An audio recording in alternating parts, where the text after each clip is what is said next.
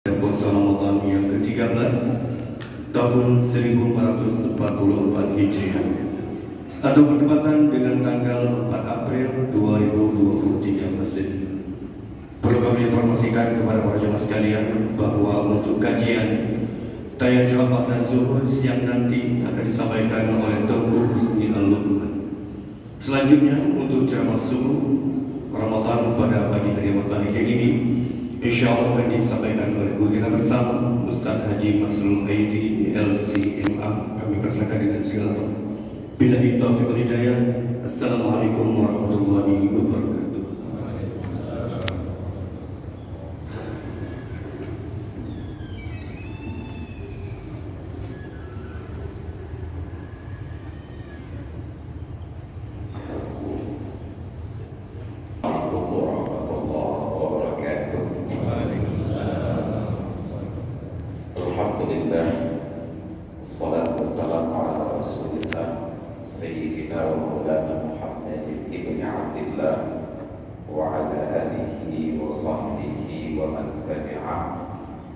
وقال الله تعالى في القرآن العظيم وهو أصدق القائلين ومن أحسن قولا ممن دعا إلى الله وعمل صالحا وقال إنني من المسلمين صدق الله العظيم وصدق رسوله النبي الحبيب الكريم ونحن على ذلك من الشاهدين والشاكرين والحمد لله رب العالمين.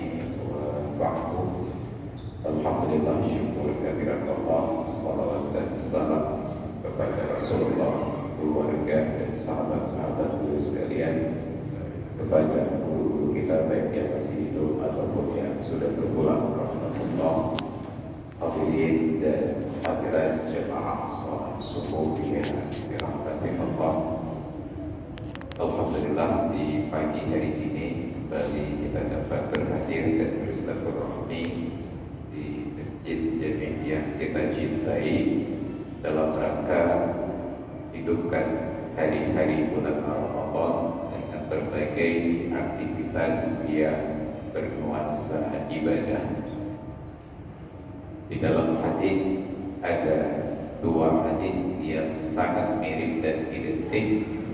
Perbedaannya hanya satu huruf saja antara huruf shad dengan huruf qaf. Hadis yang pertama berbunyi man shoma ramadhana imanan wa ihtisaban ghufira lahu ma taqaddama min dhanbihi. Barang siapa yang berpuasa Ramadan penuh dengan keimanan dan keikhlasan, niscaya Allah ampuni dosa-dosanya yang telah lalu. Dan hadis yang kedua, man qama ramadhana imanan wa ihtisaban ghufira lahu ma taqaddama min dhanbihi. Barang siapa yang bangun malam bulan Ramadan untuk beribadah penuh dengan keimanan dan keikhlasan, niscaya Allah ampuni dosanya yang telah lalu. Beda huruf qaf dengan huruf shad. Qama dengan shoma. Shoma siang hari, qama malam hari. Siyaman nahari wa qiyaman layali. Berpuasa di siang harinya dan qiyam di malam harinya. Dua hadis tersebut. Yang kedua, qiyam Ramadan. Para ulama seolah-olah bersepakat untuk menyatakan la yusammal qiyaman tidak dinamakan aktivitas beribadah di waktu malam dengan kata-kata qiyam illa ba'da niyamin, kecuali apabila setelah bangun dari tidur dengan bilang baru duduk dan membuat ibadah. Makanya praktek ibadah Rasulullah di malam bulan Ramadan dulunya disebut dengan qiyamu Ramadan. Maka pada kesempatan hari ini kita akan berbicara judul yang lebih spesifik dari Al-Quranul Karim dalam surat At-Taubah ketika Allah Ta'ala menyatakan innama ya'muru masajidallahi man amana billahi wal yawmil akhir wa aqama as-salata wa ata az-zakata wa lam yakhsha illa Allah wa 'asa ulaika an yakunu minal muhtadin. Terjemahan secara harfiah, hanya saja yang memakmurkan masjid-masjid Allah adalah orang yang beriman kepada Allah dan hari akhir, mereka dirikan sholat dan mereka tunaikan zakat dan tidak takut kepada sesuatu apapun kecuali hanya kepada Allah saja. Maka mudah-mudahan mereka masuk dalam golongan orang-orang yang mendapatkan hidayah. Dia ada memakmurkan masjid. Makmur 3 huruf dasar. Imra, amal, ambaruha akthara mimma ambartuha. Penghuni bumi sebelum kalian telah memakmurkan bumi lebih dari yang mau kalian lakukan hari ini. Makmur, bermakna makmur, beramai. Maka orang yang meramaikan sebuah tempat itu disebut dengan umrah. Maka umrah itu meramaikan negeri Mekah dengan aktivitas ibadah. Ketika kawan-kawan Muhammadiyah mengadakan pertemuan tahunan, mereka menyebutnya itu mu'tamar, datang untuk meramaikan sebuah kegiatan. Orang yang datang dengan tujuan hanya untuk keramaian saja disebut dengan mu'tamir, disebut dengan penggembira. Negeri yang sudah ramai disebut dengan negeri yang makmur, yang dari kata dasar makmur. Maka memakmurkan masjid artinya meramaikan masjid tersebut dengan berbagai kegiatan. Memakmurkan masjid ini ada 2 sisi. Ketika di dalam surat An-Nur Allah Ta'ala menyatakan fi buyutin adzinallahu an turfa'a wa yudhkaru fiha ismuhu yusabbihuna lahu fiha bil ghuduwi wal asal. Di rumah-rumah yang diizinkan oleh Allah Ta'ala ayyurfa'a fiha, untuk ditinggikan padanya, wa yudhkaru fiha ismuhu, dan disebutkan pada rumah-rumah tersebut namanya bil ghuduwi wal asal, di waktu pagi dan di waktu petang. Al-ghudu itu waktu pagi. Maka tadi sebelum sholat subuh ada sholat sunat. Orang bertanya-tanya, sholat sunat sebelum subuh itu apakah sholat sunat qabliyah subuh ataukah sholat sunat fajar? Kan seperti kita jawab. Padahal itu adalah ekno, ekjenok, emano. Ada saja. Maka para ulama katakan sholat sunat sebelum subuh itu ada 4 nama. Sholatul fajri, sholatul subhi, sholatul ghadati, dengan sholatul bardi. Berdoa. Sholatul subhi, sholat subuh. Subuh itu ada yang fardu, ada yang sunat. Dan Allah menyebutkan waktu subuh di dalam Al-Quran dengan kata-kata fajar. Wa aqimis sholata liduluki syamsi ila ghasaqil laili wa qur'anal fajri. Dirikanlah sholat ketika tergelincir matahari hingga kepada gelapnya malam, dan sholat fajar. Maka sholat subuh, sholat fajar pada sunat subuh, sunat fajar wajib. Kemudian ada sholatul bardi. Bardinya secara lughat artinya lebih sejuk, karena memang lumah sejuk. Yang ketiga disebut dengan sholatul ghadati, sholat pagi, yang bil wudu'i di waktu pagi, wal asal, dan di waktu petang. Siapa yang diizinkan untuk meninggikan suara berzikir di rumah Allah?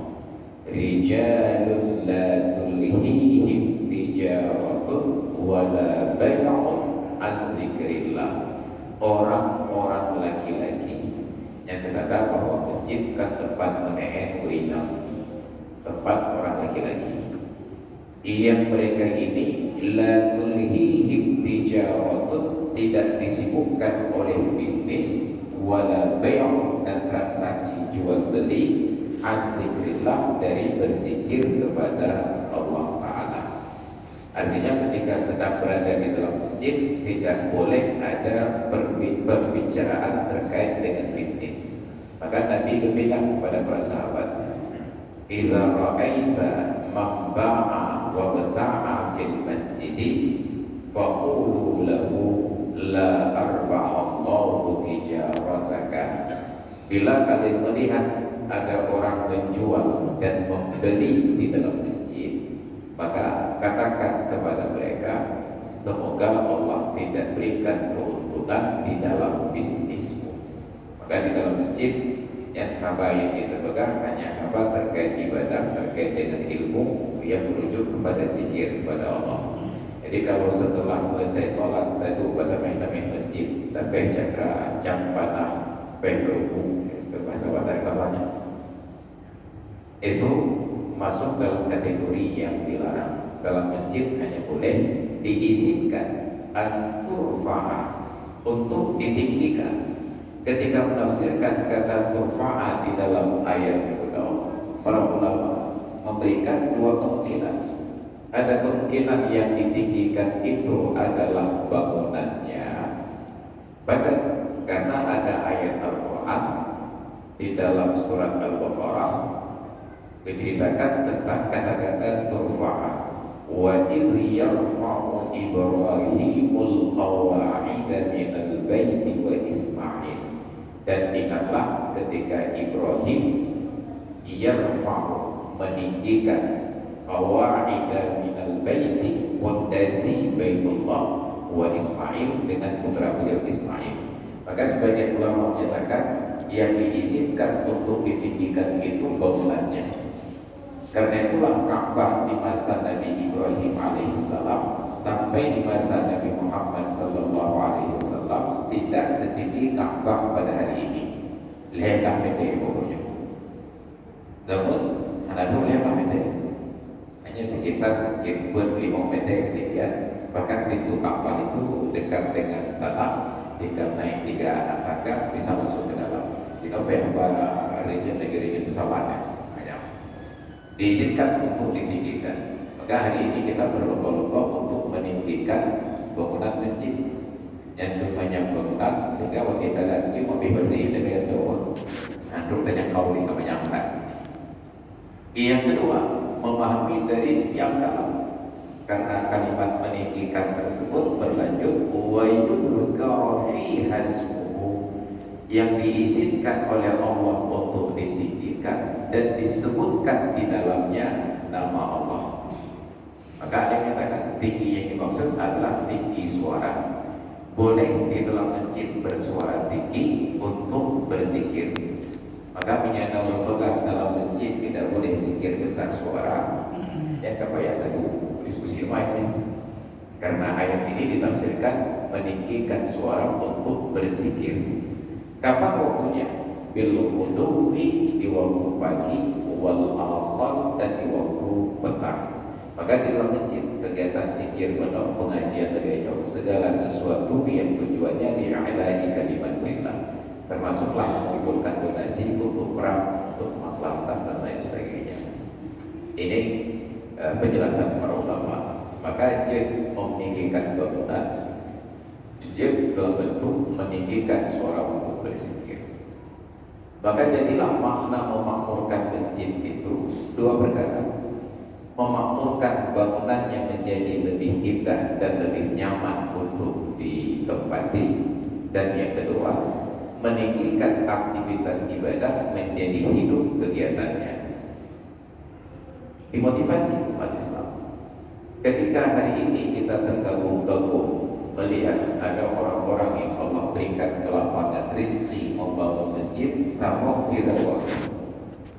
Kita kenal di Banda Aceh ada almarhum Pak Harun Haji Gedi, Allah mau sama dengan masjid sampai selesai sampai hari ini tidak ada kotak amal dalam masjid. Anak jemput akan tahu dari gerong dan benar-benar serius yang kita tahu sampai kepada anak dan cucu orientasinya tentang masjid. Maka ketika program pengajian yang anak-anak dan yang agam yang ingin hadir di kita, cucu-cucu yang hadir di kita, padahal secara harfiah mereka ini orang yang lahir dalam tumpukan lemas. Idanya dinamai keburu mau anak lah, tapi ada tahu mau keburu modal kalau ibu abi ada ya, itu yang aktif lah. Ini keberkahan dalam hidup. Kemudian ada almarhum Pak Muhammad Hanafiyah, PT Dunia Berusaha, kepada masjid Sabah Terus Sukun. Tentu kita juga berpikir, ya Allah, kapan saya akan sekaya mereka untuk membangun masjid? Dan ternyata Allah dan Rasulnya tidak mensyaratkan kaya materi untuk membangun masjid, asal ada niat dan keinginan. Justru niat itu lebih besar daripada materi. Karena ketika Rasulullah hijrah ke Madinah dulunya, orang-orang munafik dan Yahudi membangun masjid di Madinah, di daerah Quba, yang dalam sejarah terkenal dengan nama Masjid Dirar. La masjidul ussisa 'ala taqwa min awwali yaumin ahaqqu an taquma fihi. Sungguh masjid walaupun bangunannya sederhana, tetapi motivasi membangunnya itu karena takwa kepada Allah Ta'ala. Engkau lebih berhak untuk beribadah di dalamnya daripada masjid yang dibangun untuk memecah belah persatuan umat Islam dan memantau pergerakan-pergerakan mereka. Pada masjid yang dibangun oleh orang munafik dan Yahudi ini terkenal dengan nama Masjid Dirar, dan oleh Nabi diperintahkan untuk dibakar. Padahal tidak, sedangkan masjid Nabi yang dibangun itu sederhana sekali. Apa kata Nabi? Man bana lillahi masjidan walau kamifhasati qutatin banallahu lahu baitan fil jannah. Barang siapa yang membangun masjid karena Allah di muka bumi, ingat motivasinya karena Allah. Ubina untuk masjid walau kamifhasati qutatin, walaupun hanya sebesar lubang tempat merpati bertelur. Gimana cara lumayan? Obe rumah tempat properti rumah enak di rumah, tapi jelas dia bangun karena Allah. Apa terjadi? Niscaya Allah bangun untuknya sebuah istana di dalam surga. Kita berpikir, ya Allah, banyak bagi bangun untuk masjid. Ternyata hari ini kita hanya mampu menyumbang untuk pembangunan masjid 50.000 rupiah. Malah 50.000 kita kurung untuk properti rumah kadang. Maka dengan ikhlas kita sumbangkan untuk masjid.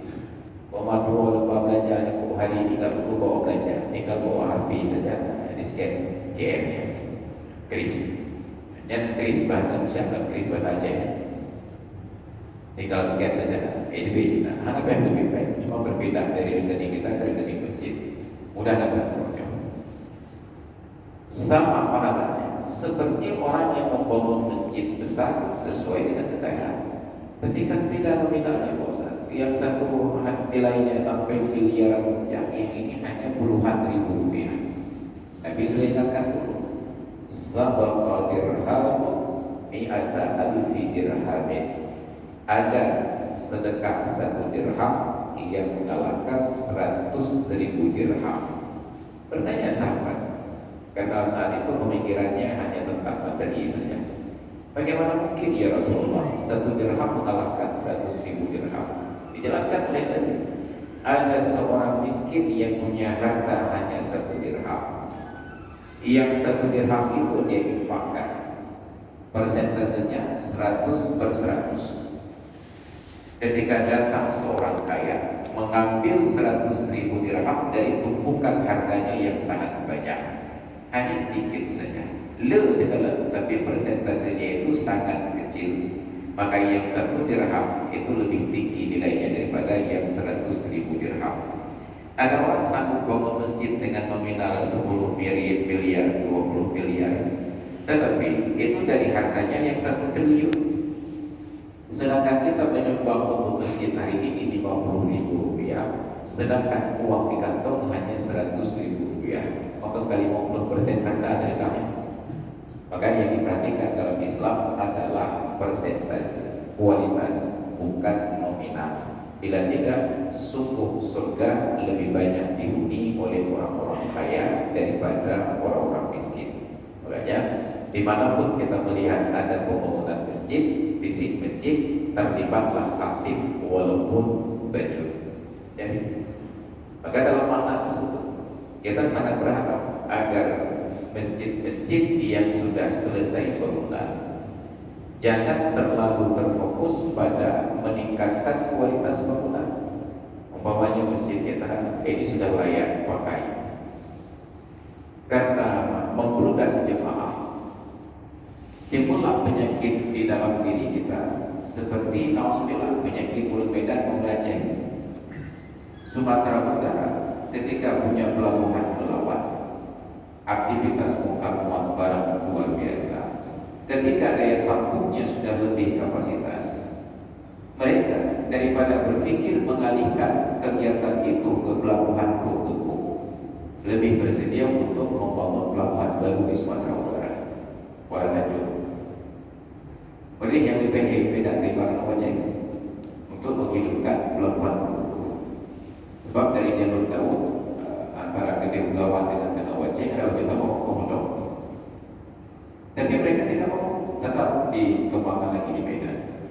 Ketika penerbangan di Polonia sudah lebih kapasitas, mereka bangun Kuala Namu, yang Aceh lebih. Tapi luar biasanya orang Aceh, Gebromodo di Aceh, Gudip di Aceh, Gebuk-gebuk di Aceh, lebih banyak Medan. Memang dua Aceh. Coba cari orang Sumatera Utara yang lebih banyak ke Aceh. Anak tua Aceh lebih banyak ke Medan. Bayangkan itu kezaliman kita. Makanya kita pakai KPK yang jadi beban. Kenapa?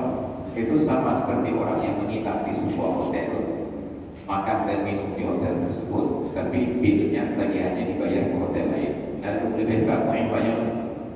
Inilah kita. Maka nauzubillah, summa nauzubillah. Demikian pula pemahaman masjid. Ketika sebuah masjid sudah penuh, daya tampungnya sudah penuh, ada masjid-masjid sekitar yang sepi dari kegiatan ibadah. Seharusnya pemikiran kita berbeda. Ya beda peluang masjid itu. Bukan masjid yang ada di sekitar itu kita hidupkan untuk berbagi jemaah. Pak BKM, ini masjid kami sudah penuh kegiatannya, sudah penuh jemaahnya. Untuk perluasan masjid sudah sulit karena di pusat kota. Paling-paling kami tinggal robohkan masjid yang ada, bangun lantai 2 dan lantai 3. Tapi daripada kami tingkatkan bangunan kami yang jemaahnya sudah pas, lebih baik kami hidupkan masjid sekitar. Karena anggarannya kurang, dari masjid kami sisihkan 50%. Nah, kita mau pay 5 juta, 2 juta jemaah keluaran. Tapi coba buat laporan pertanggungjawaban. Jadi kalau dalam pembangunan kota ada yang namanya sister city, maka dalam masjid ada brother masjid, sister, karena masjid ada Polino, ada brother masjid yang kembar. Jadi kemakmuran di sini juga makmur di tempat yang lain. Ini prinsip yang pertama. Prinsip yang kedua, memakmurkan kegiatan ibadah. Saya sudah mulai membuka kembali. Aktivitas ibadah di dalam masjid terjadi pergeseran yang sudah luar biasa. Kita ambil dari hal yang mulai lazim terlihat sekarang. Kita merasa bahwa masjid yang makmur itu bila ada ibadah, kemudian ada TPA. Saya kira yang tersebut tidak uji, ya jauhnya itu seolah-olah masjid itu sudah makmur. Kalau kita kembali ke sejarah, benar bahwa di masjid Nabi itu ada pengajian, tapi pengajian di masjid, pengajian tinggi, bukan pengajian rendah. Masjid tidak dirancang untuk anak-anak, Masjid itu dirancang untuk orang dewasa yang beribadah. Maka tadi malam menjelang tidur, saya buka media sosial, ada sebuah masjid di Turki. Jadi setelah selesai ibadah malam, anak-anak main bola dalam masjid. Yang ada masjid ramah anak, yang kata lagi panas, main bola di dalam masjid. Lalu di mana kehormatan masjid dan sakralitas masjid? Maka kalau Yahudi di Palestina, mereka main bola di dalam masjid itu Aqsa. Ingat, masjid bukan taman kanak-kanak. Maka di zaman Nabi, masjid itu tempat pendidikan tinggi, tempat Nabi mendidik para sahabat, baik itu kibarus sahabat ataupun sigharus sahabat, sahabat-sahabat yang besar atau sahabat yang kecil. Sahabat yang kecil ini adalah mereka yang ketika Nabi hijrah ke Madinah, usianya belum mencapai 10 tahun. Ada Abdullah bin Abbas, Abdullah bin Umar, Abdullah bin Abu, dan yang seangkatan dengan mereka. Ada datang ke masjid tidak diizinkan dulu. Sedangkan anak-anak kita sampai ke masjid dan ribut. Ketika ditegur oleh panitia masjid, orang tuanya marah. Bukan ke masjid tidak ramah anak. Konsep pernyataan masjid ramah anak itu sangat-sangat keliru. Jangan tuntut masjid untuk ramah anak, karena nanti orang tua akan menuntut taman kanak-kanak dan playgroup yang ramah orang tua. Jadi punya masjid ramah anak, wujud toleransi anak-anak itu di masjid. Nanti TK yang ramah orang tua, harus ketika orang tua datang ke TK, anak-anak itu harus dengar, karena sesuai dengan selera orang tua. Makin umumnya. Jadi bukan tempat menyesuaikan dengan kita, tetapi kita yang menyesuaikan dengan tempat. Orang tua datang ke taman kanak-kanak, mereka siap dengan keributan. Anak-anak datang ke masjid, mereka harus siap dengan ketenangan. Jadi jangan paksakan masjid ramah anak, tapi ajarkanlah anak-anak untuk ramah masjid. Maka di masa Rasulullah, di masjid itu anak keributan, memang suasananya. Keributan hanya di luar masjid karena ada pasangan.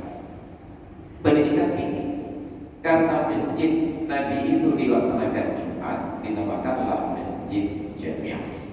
Karena di dalam Islam dibagi antara masjid dengan masjid jamiah. Yang jamiah yang boleh pelaksanaan Jumat, yang masjid yang tidak ada Jumat hanya sholat fardu 5 waktu. Itu dalam bahasa Islam. Sedangkan di Indonesia dibedakan. Yang jamiah itu masjidnya NU, yang takwa itu masjidnya Muhammadiyah.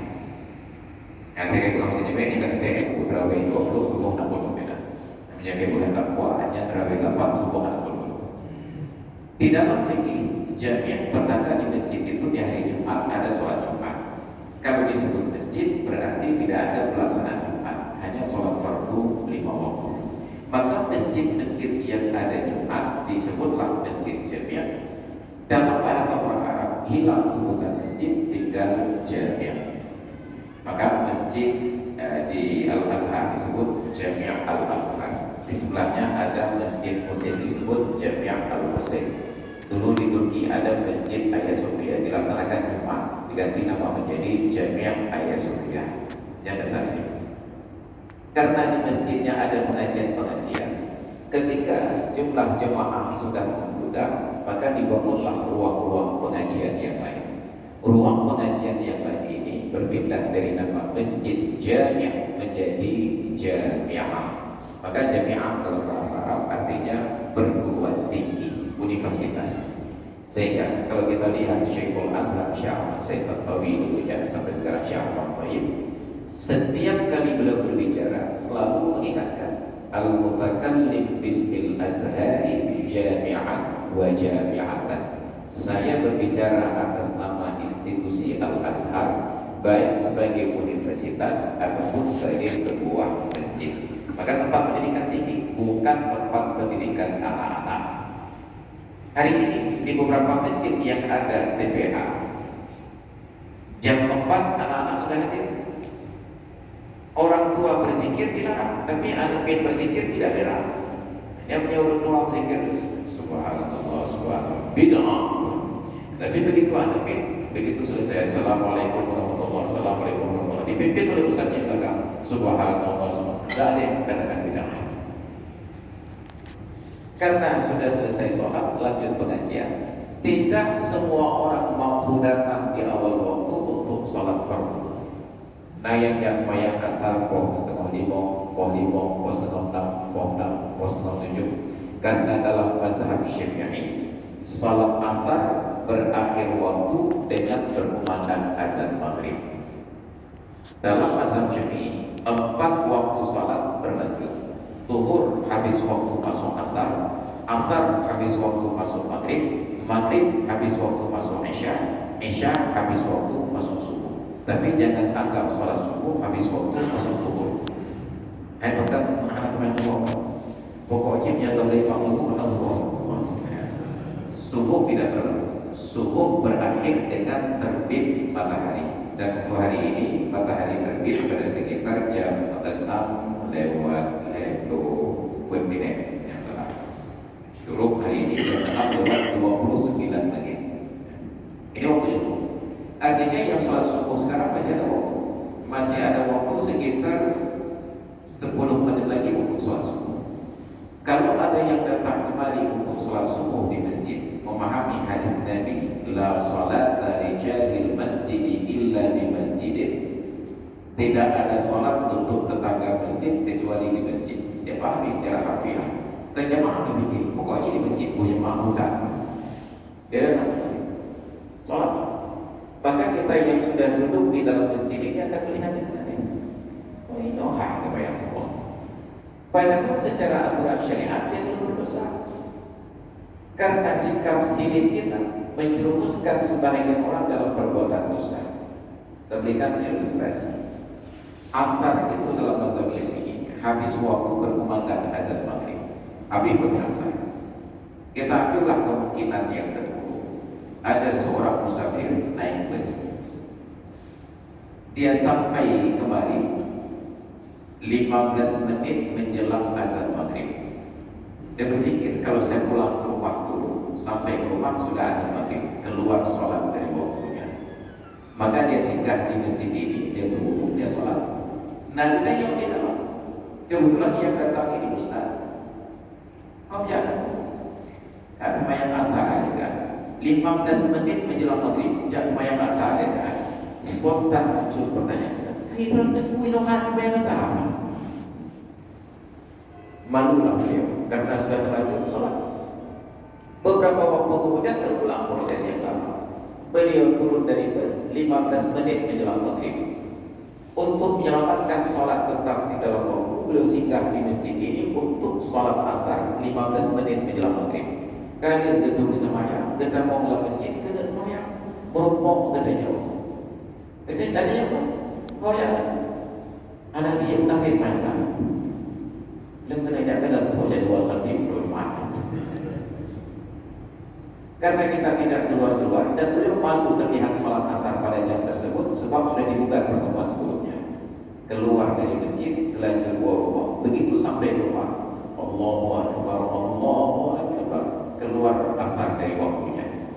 Berdosa beliau gara-gara pertanyaan beliau.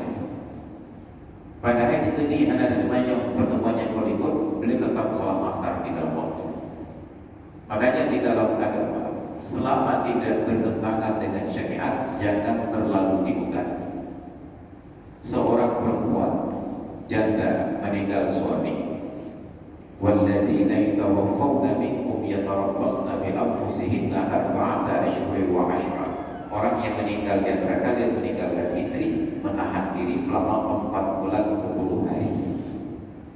Terendung ledo urung keterendung ledo sah, dong itu kenyukuin sah secara syariat. Tapi tidak ada perempuan yang berani menikah bahkan setelah 6 bulan suami menikah. Dong itu dekat ibarat pokoknya keluarga. Itu betul kita uji kecil karena itu karena boleh lebih. Mau bercipta anak mama yang keluarga di kampung ada setia. Ini wajib bayangkan deh kalau itu ya.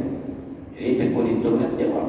Saya kalau menanti setahun, katakan harus ajukan proposal ke tempatnya berubah, kata selama jalan berubah. Begitu berlalu setahun, ada itu lainnya dong. Maka bayangkan terjadi penyakit masyarakat. wanita yang tidak sabar atas kondisi akhirnya terjerumus dalam dunia prostitusi. Padahal kalau bukan karena menimbang pernyataan masyarakat, dia sudah punya suami. Maka selama tidak bertentangan dengan syariat, adat masih bisa toleransi. Tapi kita tidak toleransi dengan adat, kita hanya bertoleransi dengan syariat. Maka maksudnya masuk pada bagian kedua tadi tentang membangunkan masjid dengan ibadah. Ada pendidikan tadi. Maka TPA di masjid itu salah tempat. Masjid bukan tempat anak kecil. Masjid adalah tempat orang beribadah dengan khusyuk. Boleh bawa anak kecil ke masjid yang pertama sudah 7 tahun ke atas, karena itu sudah ada perintah sholat. Boleh yang di bawah 7 tahun diajak ke masjid, tetapi di dalam pantauan orang tuanya. Maka jangan orang tua ajak anak ke depan, anak-anak di belakang, orang tua di depan. Anak minta saya dapat kepada biologi 2 doa lebih. Begitu orang tua masuk dalam aktivitas, mereka langsung tugaskan paripurna. Kami baca kalau kita tenang tu, itu banyak kalau dah mama tu ni. Para ibu, masjid tidak ramah anak bukan. Yang pertama, anak tidak ramah masjid, sampai ke masjid terjadi keributan, kesalahpahaman dari panitia masjid. Maka bangun persepsi yang benar. Anak-anak yang diajak ke masjid, ajarkan untuk hormat dan beradab di dalam masjid. Jadi kalau masuk ruang pengadilan memang sangat sakral, kenapa masuk masjid boleh sembarangan? Bahagian yang kedua, bulan Ramadan. Pertanyaan terbesar kita, bukankah di dalam Islam itu setiap amalan dinilai pada bahagian akhir? Innamal a'malu bil khawatim. Hanya saja amalan itu diukur pada kehidupan. Tapi kenapa bulan Ramadan justru ramai di awal setidaknya? Ada kesalahan. Kalau ibarat olahraga, ibadah Ramadan itu seperti maraton. Gak perlu terlalu semangat di awal, tapi simpan tenaga untuk di garis finish. Kita ikut maraton, menaik bukan bendera, wih dan baru tidak orang tapi tenaga. Kau selalu baju-baju. Maka sekarang persepsi yang dibangun tentang Ramadan keliru. Apa kelirunya? Rasulullah itu tidak mengajarkan ibadah yang berat. Salat itu secara terpisah masing-masingnya ibadah yang berat. Wa innaha lakabiratun illa 'alal khashi'in. Sesungguhnya salat itu sangatlah berat kecuali bagi orang-orang yang khusyuk. Kita bukan kategori orang yang khusyuk. Ya. Salat tarawih itu sebenarnya 5 rakaat salat. Tahiyatul masjid, salat isya, ba'diyah isya, tarawih, witir. Bayangkan masing-masing salat ini berat, lalu dirangkum 5 keberatan sekaligus pelaksanaan. Maka kita yang tarawih 20 rakaat, total jumlah rakaat 31. Tahiyatul masjid 2, isya 6, ba'diyah isya 2, 8, tarawih 20, 28, witir lenduk rakaat dikerjakan oleh orang yang belum sempat istirahat dari jam 4 subuh. Yang pokok tadi. Maka karena tidak sesuai, apa yang terjadi? Kita ingin sholat tarawih itu sesuai dengan semangat proklamasi 45, diselenggarakan dengan cara yang seksama dan dalam tempo yang sesingkat-singkatnya. Mawawai tidak, karena tidak kita persiapkan. Maka Nabi tidak praktekkan sholat itu berlanjut. Beliau sholat isya, tidak tahiyatul masjid. Nabi tidak pernah sholat tahiyatul masjid. Kenapa? Karena setiap kali beliau masuk masjid berkumandang qamat langsung sholat fardu. Sholat isya, pulang ke rumah, ba'diyah isya. Istirahat, tengah malam kembali ke masjid, sholat qiyam Ramadan. Dalam riwayat yang sahih dan sahih 8 rakaat, tetapi tidak langsung dengan witir. Pulang ke rumah baru witir, summa awtara. Di zaman Sayyidina Umar diinstruksikan 23 rakaat. Tapi ingat, di zaman Sayyidina Umar tidak dari sholat isya lanjut tarawih. Isya nilai pulang ke rumah. Ia berminat kembali ke masjid untuk tarawih. Maka kalau kita berdebat sekarang, yang benar tarawih itu 8 atau 20? Saya jawab untuk sekarang, yang 8 atau 20 kan? Kenapa? Karena yang 8 rakaat Nabi praktekkan di zaman beliau dinamakan salat qiyam baru benar praktek 8, tidur dulu, baru sholat qiyam Ramadan. Yang benar menjadi contoh, yang contoh juga. Kenapa? Sayyidina Umar atur salat malam bulan Ramadan 20 rakaat dinamakan tarawih karena setiap 4 rakaat ada istirahat. Istirahat disebut tarawih. Lebih dari 3 kali istirahat disebut dengan tarawih. Pertanyaan kita nih, begelap sembahyang tarawih, nah istirahat. Yang sembahyang 8 hanadri, yang sembahyang 20 kan istirahat. Kenapa bukan? Maka baru benar istirahat. Begitu selesai 4 rakaat, dia apa makna istirahat? Nejak baca bulan, nejak baca itu ada jam istirahat. Dia turunkan apa yang harus dilakukan waktu istirahat. Bebas. Di sekolah yang mau lanjut belajar silakan duduk di kelas. Yang mau jajan silakan ke kantin. Yang mau olahraga silakan ke lapangan. Yang penyanyi silakan. Itu istirahat. Sedangkan kita begitu selesai 2 rakaat, fadlan minallahi wa ni'mah. Begitu selesai 4 rakaat, subhanal malikil mulk, maka tidak ada kebebasan pada istirahat. Karena memang di negeri ini sudah tidak ada kebebasan. Jadi kalau buat tidak putur begitu selesai putur resmi, gaya bebas. Yang bikin bebas. Yang gaya bebas artinya boleh nyuruh. Gaya bebas. Yang boleh bukan putur gaya bebas, ada putur yang gaya bebas. Itu boleh. Itu saking tidak ada kebebasannya di Indonesia. Bahkan saat disebut bebas tetap harus seragam. Maka yang 20 kita tidak ada istirahat. Makanya saya selalu menggugat, kenapa kita harus terburu-buru salat malam bulan Ramadan, Isya jam 8 lanjut tarawih sudah dengan witir. Padahal instruksi Nabi, ij'alu akhir salatikum bil laili witran. Jadikan salat kalian paling akhir di waktu malam adalah salat witir. Idenya menjaga cukup 97,5%. Kenapa tidak kita tunda witir pada waktu sahur? Kalau mencontoh Nabi, beliau pisahkan antara sholat tarawih dengan sholat witir. Dan bukankah keributan di masjid antara 8 dengan 20 atau witir? Menyanam gabung 20 jemaah, yang 8 roh pada 4 bukan? Awadanya 20 dengan saya dan kamu dan witir. Yang 20 awadanya 4 lebih dengan kamu dan 20. Kalau untuk witir, andai kata panitia masjid sikap langsung diumumkan sejak dari awal Ramadan, masjid kami hanya memfasilitasi sholat tarawih, terserah 8 atau 20, yang witir urus masing-masing sendiri, amat masjid. Ini problematika kita.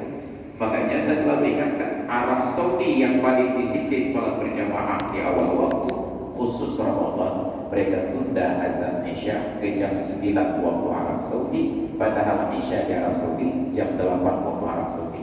Karena orang Arab paham, orang baru selesai buka puasa makan berat, perlu jeda waktu dan istirahat, baru mulai aktivitas sholat.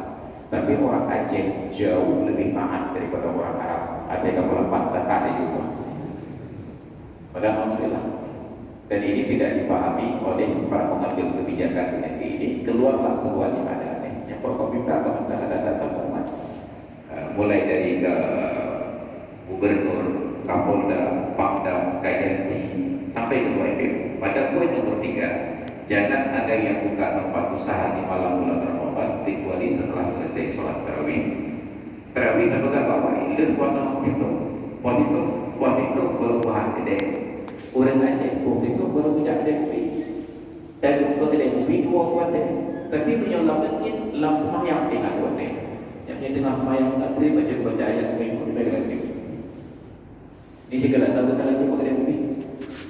Maka begitu duduk berdiskusi, wah 12 Allah maka wah 12 kamu pulang takut ada mereka malam tidak istirahat, siang mengantuk.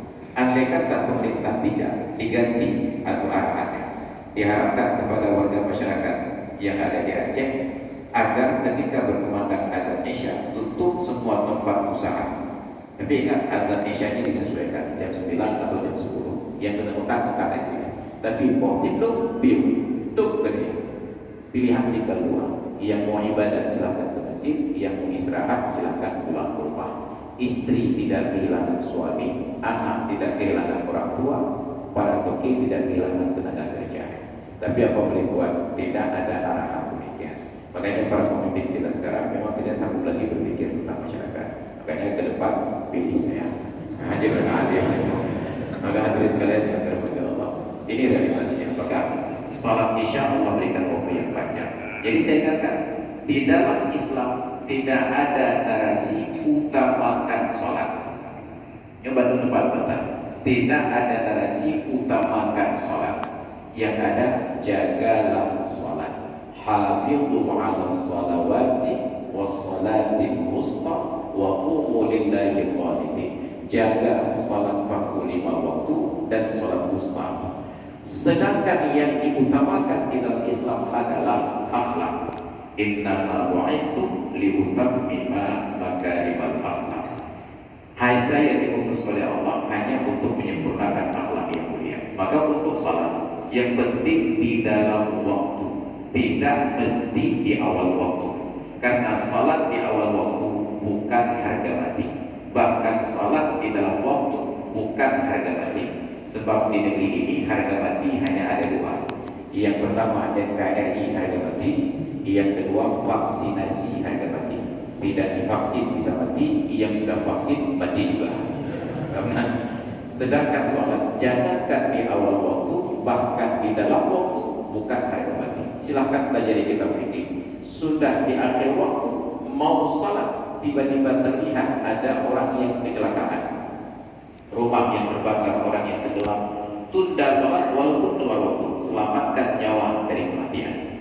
Maka saya ingatkan kawan-kawan dokter di rumah sakit Zainul Abidin pada pengajian, bapak-bapak yang taat sholat berjamaah di awal waktu, kalau sedang di ruang operasi tangani pasien dada dibedah, jantung masuk dalam baskom, berkumandang azan, yang besok somaan. Yo jantung kita mau nafas berkumandang azan, ibu istirahat ya, oleh kemoyan-moyan. Ya jantung kok kalau baskom, walaupun keluar waktu, selesaikan tindakan operasi. Karena Allah paham kenapa Anda telah sholat, tapi hamba Allah ini tidak paham kenapa Anda bermain-main dengan keselamatan nyawanya. Maka hadirin dan hadirat sekalian yang dirahmati Allah, ingat narasi bahagian akhir, utamakan akhlak, bukan utamakan sholat. Yang penting jaga sholat, jangan keluar waktu tanpa sebab. Bila ada sebab, diizinkan dalam kondisi tertentu. Baik hadirin sekalian yang dirahmati Allah, karena kajian kita hari ini adalah pengajian subuh, dan subuh hari ini berakhir pada jam 6:29. Ini jam 6:30 kami pada subuh. Maka kita padakan sampai di sini. Mudah-mudahan jadi ilmu yang bermanfaat, dan mungkin ada jemaah yang ingin berdiskusi lanjutan, nanti bisa kita lanjutkan setelah kita akhiri. Wallahu a'lam bishawab wa ilaihi turja'un wal ma'ab. Hadanallahu wa iyyakum ajma'in. Assalamualaikum warahmatullahi wabarakatuh.